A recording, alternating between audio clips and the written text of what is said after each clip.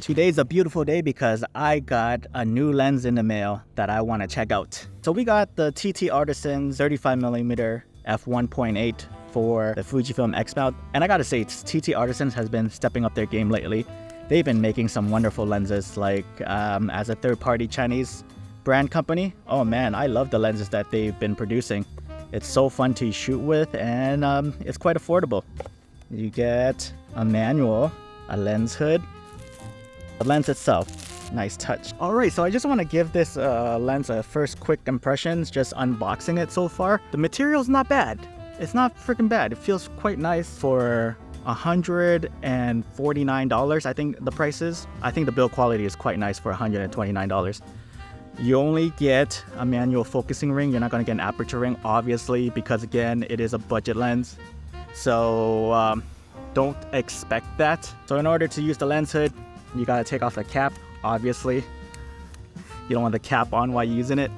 But there you have it. This is what it looks like. It sort of reminds me of the Fujifilm XF 35mm F1.8 in the sense of build. It feels light, it feels hollow, just like the XF 35mm. The manual focusing ring feels nice, has a good resistance to it. That is a USB-C port on the back of the lens cap. Shove your USB-C in here and then update the lens that way, update the firmware that way, instead of what Viltrox does. And what they do is they actually put a USB-C port on the back of their mounting, the lens mount. Different ways of updating your firmware. I don't see no rubber gasket on the back of the lens, so I'm assuming this lens isn't weather sealed. And again, I wasn't expecting it to be weather sealed for the price. And guess what, guys?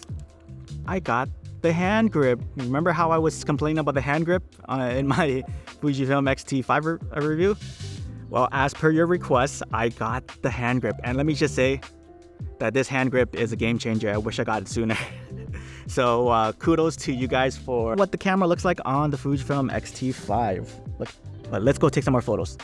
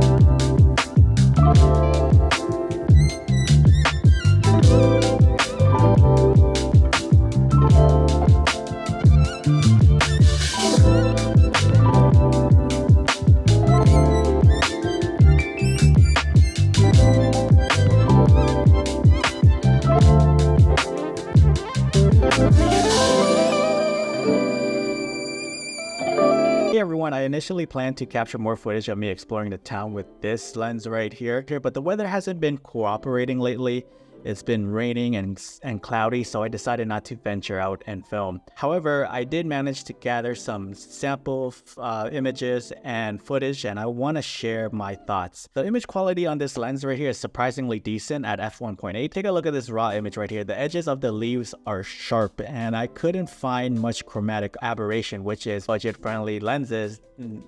Chromatic aberrations is usually the first sign of a budget-friendly lens. Lens tends to be a bit soft at close focusing distance from what I'm seeing, but from a distance, it performs very well and it gets decently sharp. The bokeh is pleasing and smooth without the busyness seen in some other lenses that I've tried. Now, one downside for me is its close focusing distance, which is 60 centimeters instead of the usual 40 to 50 centimeters for lenses of this focal length.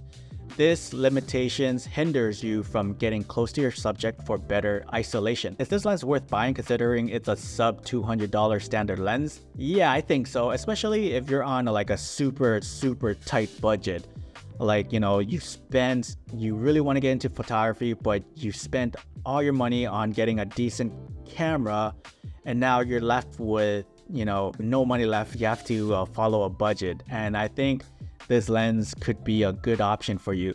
This lens can serve as your training wheels, allowing you to practice until the wheels falls off, until you're ready for more advanced options. Now, in my limited use, it has performed quite well, delivering crisp and detailed sample images. So kudos to TTartisans for consistently providing X-mount users with budget-friendly autofocusing options. The other day, I got called out because I kept using the word wrong, because the Nifty 50 is supposed to be a 50mm lens that provides great image quality at an affordable price. The Sony has a 50mm F1.8 lens, full frame, and that's around, I think, $200-300, and so does Canon.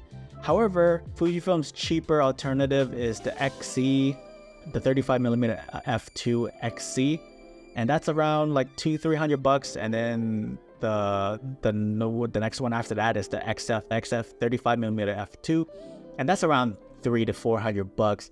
And after that is the XF 35mm F1.4, that's like $500-600. And then the friggin' XF 33mm F1.4 is like around $800-900. There's nothing nifty about that, but this lens right here does fit that bill of it being nifty because it hits all the requirements. It's sharp enough for you guys to get started on, get decent image quality, and it's at an affordable price. So I'm gonna dub this the Nifty 50 for the X-mount lenses, because there aren't any, and it comes in at a f1.8, which is really good for low light. While it may not win awards, it's a great lens for practice, offering a budget-friendly options for capturing a variety of photos. If you're interested in a full review, subscribe for the future content. And if you're interested in this lens, you can find the affiliate links down below.